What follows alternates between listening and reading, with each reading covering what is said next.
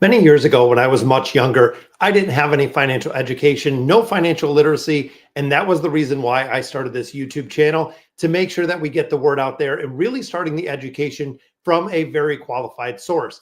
So, welcome to today's live session. My name is Dennis, and I am a certified credit union financial counselor or CCUFC.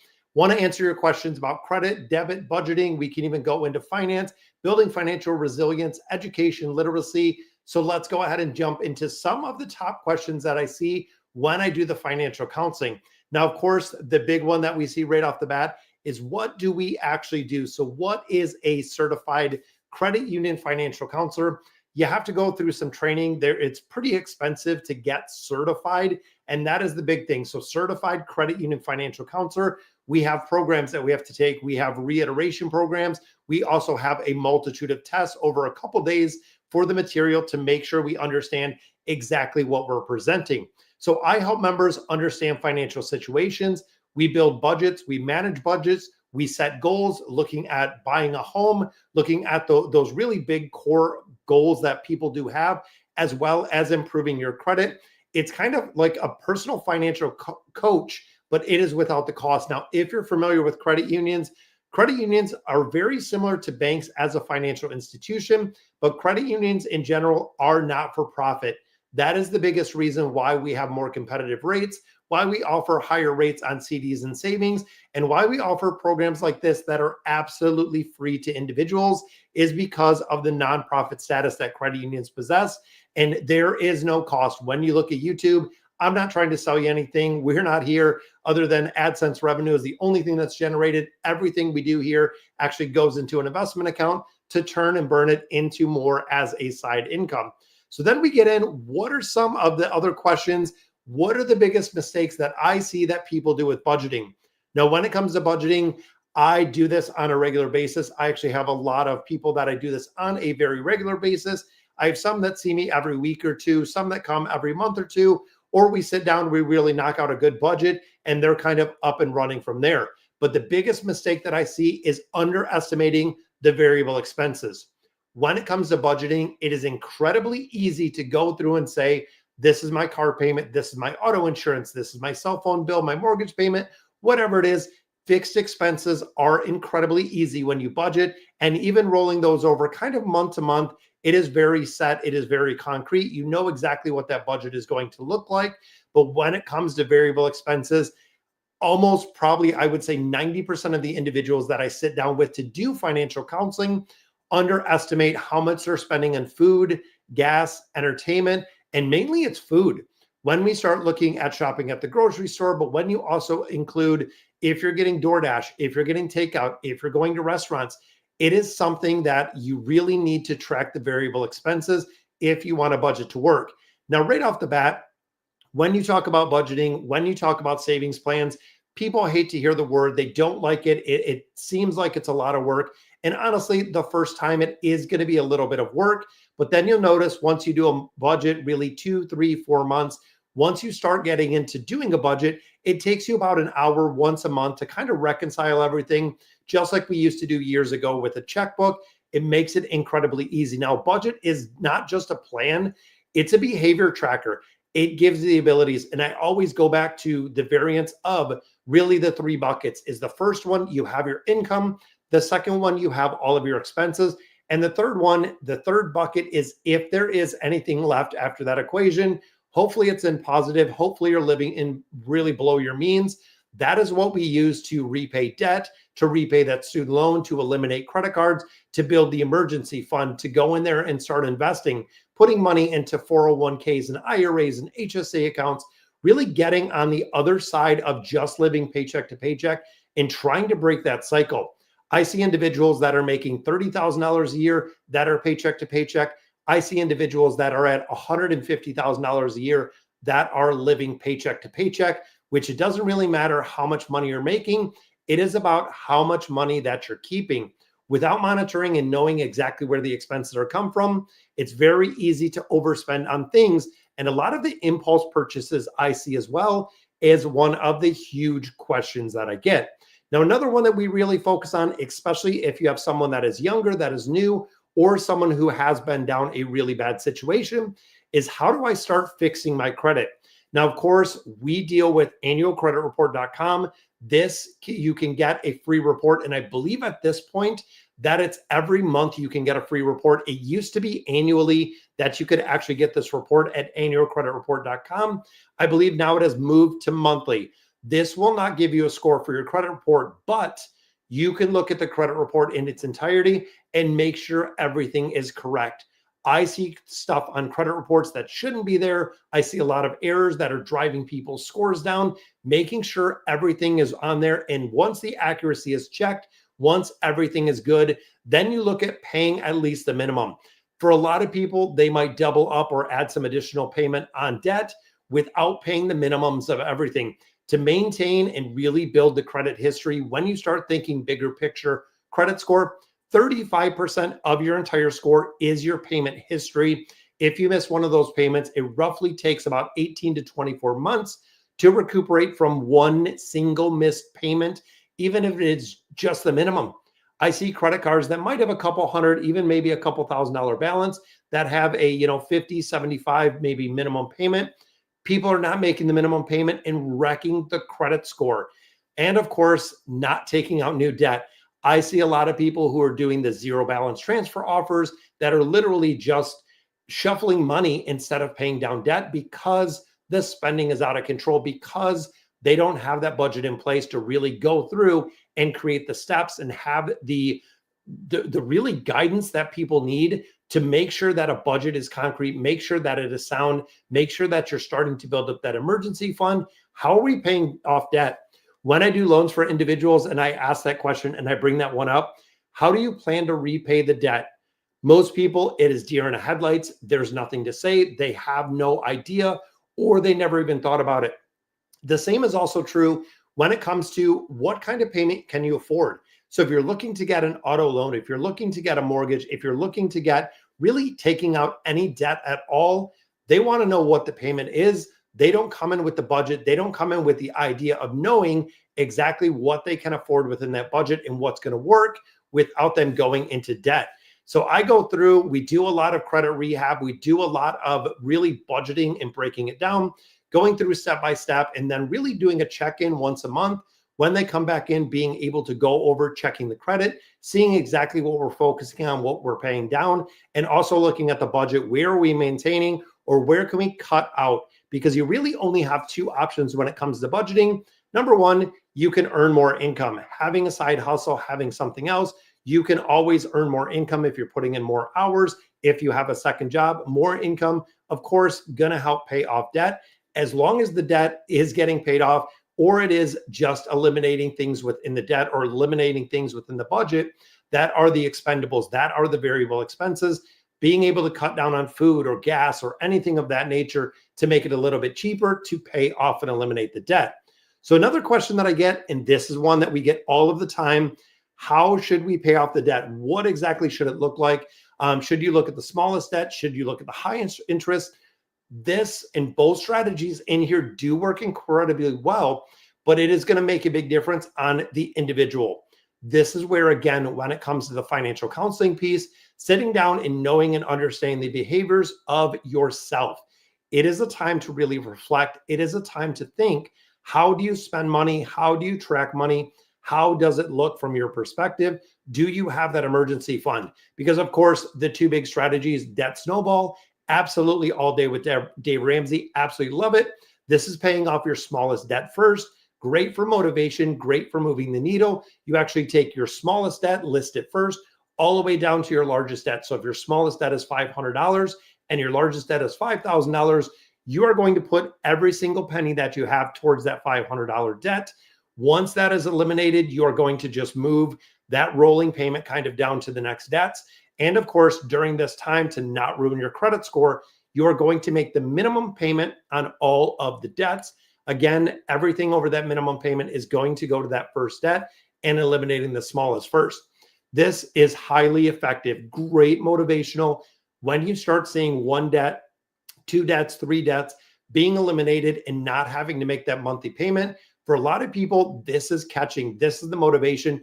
They will start actively looking for ways to squeeze money out of their budget or looking for ways to make additional income so they can get that debt gone a lot faster. And I've seen people that, we had a 5-year plan, 2.5 years later, 2 years later, the debt is paid off in its entirety because miraculously they found a ton of places to get some extra money.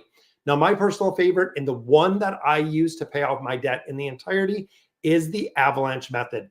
This is mathematically makes the most sense. It is the best for saving money because instead of doing your debts from the smallest based on how much you owe to the highest, you're basing it on interest rates. So if I have a credit card that's 25%, I have one that's 22, I have one that's 20, that 25% is going to be your top one. Every single dollar is going to go to that one and only to that one, minus anything that you're paying for the minimum payments. Because like I said, with credit scores, you always want to make sure you're making the minimum payments on all the cards, but anything above and beyond that you have available is going to the highest interest rate.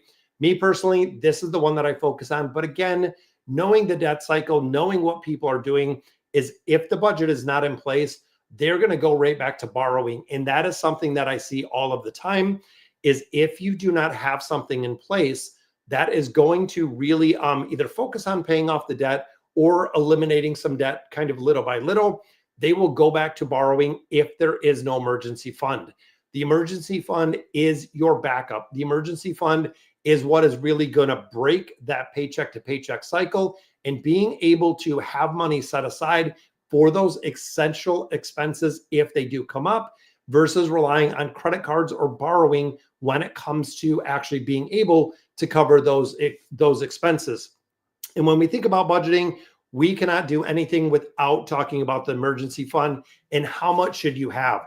Now, again, through the financial counseling process, this is something you want to aim for 3 to 6 months is the general rule, depending on who you are, also depending on what field you're in, also depending on if you have a single income household or if you have a multiple income household. It makes a big difference. If you're looking in just keeping, let's say, 3 months of expenses, better have a pretty stable job and also better have more than one income in the house, because that is going to make a big difference. Where if you do lose your job and something happens or an emergency, there's a job loss, anything of that nature, you still have a second income that can actually keep some of those bills, keep some of those expenses afloat for an extended amount of time. If you're an individual, again, that is in a single household with one income, if your income disappears, the house of cards usually tumbles pretty quick if there's not an emergency fund, because there is no additional income to actually back up and cover some of those expenses. Now, to start this, I use Dave Ramsey's baby steps, starting with the first one, which is the $1,000 mini emergency fund. This is consistency. This could be $10 a week. It could be $50 a paycheck. Getting to the $1,000 is really not so much of the emergency fund, but it is a lot more of the psychological aspect of having the ability to save $1,000. It is a game changer. It is something that I really focus on, but I do stray from the baby steps and a couple other places, especially once you do get that mini emergency fund started. Then we start investing. In my personal preference, at least getting your employer match before we start eliminating debt, because what I've traditionally seen is when you start saving that emergency fund, you're building up a little bit of money, you get to that $1,000, all of a sudden you go into debt repayment mode. Absolutely great, but we could look at 2, 3, 5, 7 years down the road. You're still in some form of the debt repayment phase, depending on how fast you paid it off, depending on exactly how much debt you have. And guess what? We're 7 years down the road. You have put nothing in IRAs. You have put nothing in 401ks. You have put nothing into really anything. And to break this out, the way that I do it is when it comes to debt, we focus on paying off the high interest debt. Those are specifically looking at possibly unsecured loans, but also looking at credit cards. They are the real culprits when it comes to killing wealth and really taking away and stealing your time and your money is those high interest credit cards. When we start looking again, kind of debt elimination, looking at a home, looking at mortgages, or a home, looking at like auto loans, looking at a couple things that are usually a much lower interest rate, not worried about racing to pay those off in the entirety, because you can have those a little bit more of an extended time before you start investing. And again, thinking about bigger picture, getting that mini emergency fund, getting set with really eliminating that high interest debt. then going into kind of that savings bucket of the 401k, getting that 100% employer match, if that is available for you, makes a really big difference. Now, another question that I get a lot is buying or leasing a car. Now, this is going to depend, again, financial counseling hat on, depends on your goals. This can really make a big difference. Leasing usually does have lower payments, but you never own the car. You never build a little bit of equity. Now, if you're unfamiliar, when you purchase a car, it is the biggest depreciating asset that you'll probably ever buy. House, you buy a house, it usually appreciates an asset, the value goes up. Cars, as they get usage, as they get more miles, the value of the asset will go down faster and further. As the car ages, it also does depreciate as well, which is kind of crazy. Now, financing can build equity, but of course it costs more upfront. Majority of people that I see financing a car do not put anything down. They put nothing down when it comes to buying a car, meaning they do 100% financing, but a lot of times with vehicles, the rate is a little bit lower. Now, the big thing with leasing and really the pros and cons, if you're leasing a vehicle, you have a new vehicle. You don't have to worry about maintenance. You just have to worry about making that payment and not going over miles, which again, we could kind of get into a little bit. But if you go over on miles, you'll actually have to pay if you decide to turn the vehicle in, as well as if there's any damage, if there's any windshield cracks, if there's any physical damage to the car. A lot of leasing companies will make you pay upfront for the repairs, which makes it a little bit more expensive. But ultimately, leasing is going to be a cheaper payment where financing is going to be a little bit more expensive. Now, when it comes to me, I finance all of my vehicles. And when we finance them, we pay them off usually in about 2 or 3 years. And even now we have went roughly about 5 to 7 years without car payments in the entirety, which works for my budget. If I can get and really focusing on no major repairs for a vehicle, 5 to 7 years of no car payments is absolutely phenomenal. It is exactly where I want to be and how I do with the financial education and literacy.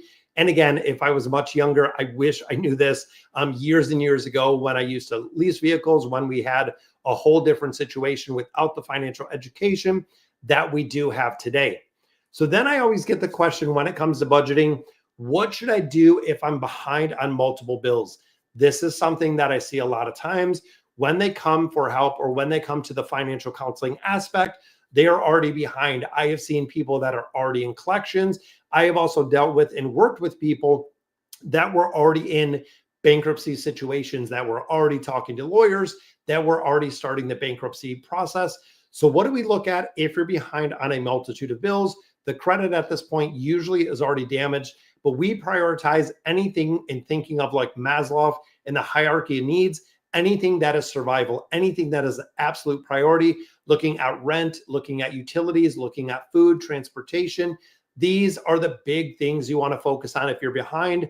And if you're falling behind, sitting down with someone who is a certified, credit union counselor or a counselor, make sure you're not paying for programs. It really bothers me and it really irks me when people pay for financial counseling, and a lot of programs do an exorbitant amount when you can do it yourself, when there are free programs in a lot of different states, a lot of different credit unions, a lot of different financial institutions will offer to work with you for absolutely free, but people still pay for these programs.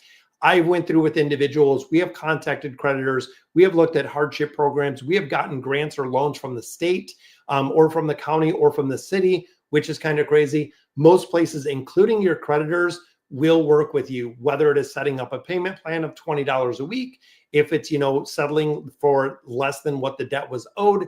There are a lot of things because either creditors are going to get paid something or they're going to see absolutely nothing. So focusing on those bills when it comes to being behind on a multitude, focusing on the ones that do have the biggest impact, which are going to make the biggest move, and really making sure that your well-being stays intact.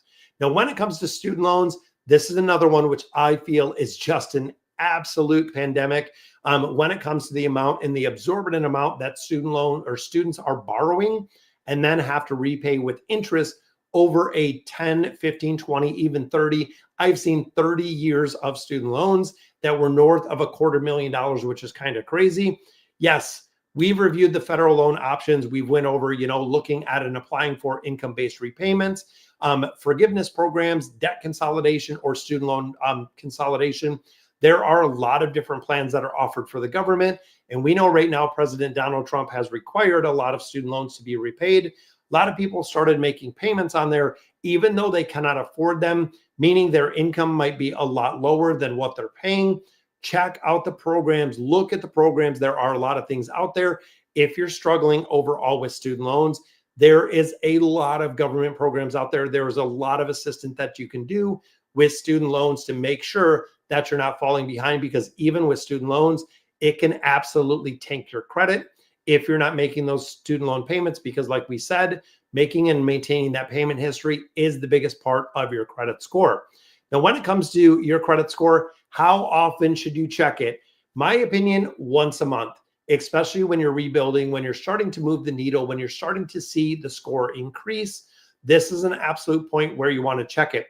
Now, there are a lot of places looking at Credit Karma, thinking of Discover, which we know was bought by Capital One, including credit unions, including financial institutions. I know banks that I used to work at, even at the credit union that I'm at now, they have credit monitoring tools. They have your credit score. They have everything.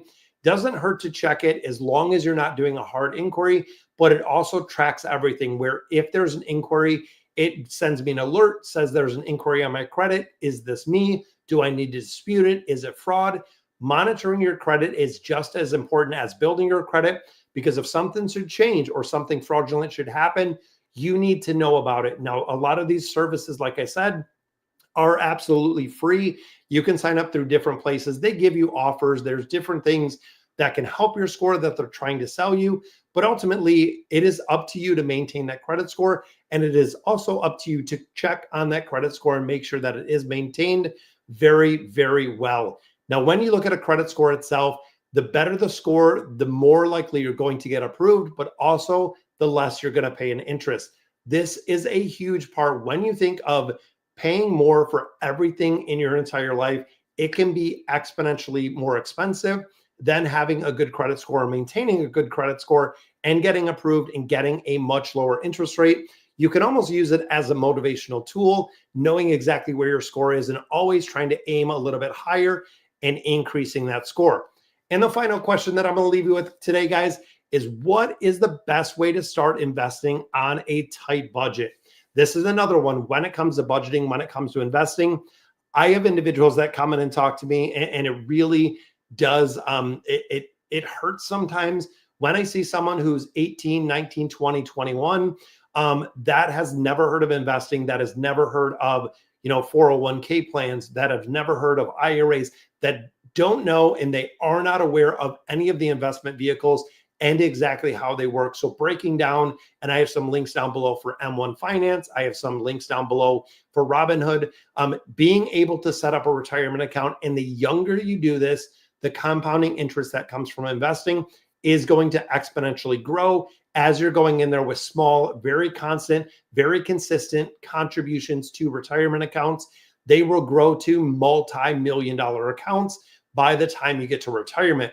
I had an individual that came in, just started a real job, as they quoted it, just started a real job, finished school, was about 23 years old, didn't know about a 401k, didn't even know if the employer that he went to work for had a 401k, brought in paperwork, didn't know what to invest in, where the money needed to go, and really knew nothing, didn't know how it worked, making contributions. In sitting down, having about an hour session with an individual to go over everything and kind of come up with a game plan. What does it look like? How much in your budget can you contribute to your 401k plan? What does the match look like? If you don't have a 401k plan, those IRA accounts, those Roth IRA accounts, absolutely. I know they have a much lower contribution limit, but at least you're putting it somewhere. At least you're investing the money somewhere. Now, when it comes to investing itself, especially on a tight budget, $5, $10, $15 here and there is going to make a big difference. You don't think that it adds up as fast as it does, but honestly, and I can speak from experience, it does add up. If you're setting, $25 every paycheck, that is going into an IRA account or an investment account. $25 adds up, week after week, month after month, even year after year. If you continue with those contributions, adding a little bit when you can, so you get a raise, add another 1% to the 401k. So you get a bonus, add a larger percent of that to the 401k. start saving money. And the earlier that you do this, if you start, at 18, 19, it can be absolutely crazy when you start looking at the exponential effect that we have of the compounding interest, which again is kind of crazy. So definitely, guys, wanted to share a lot of this information with you. And like I said, being a certified financial counselor, this is something that I love to do. The reason behind why I actually started the financial channel. So if you found it helpful, definitely like and subscribe to the channel. And if you're a credit union member, we can absolutely go through, see your local credit union, because I'm sure a lot of you are not local, but there are a lot of CCUFCs, or credit union, certified credit union financial counselors, all throughout the nation. This is a nationwide program, really here to help you build the future, really that you deserve, trying to get to this point right up here, which is the debt-free journey, being completely debt-free. And again, if you found it useful, if you like it, subscribe it. It will definitely get the message out to a lot more individuals. So thank you guys for joining us for the live stream. Let me know in the comments what you guys think. And as always, thank you guys for watching.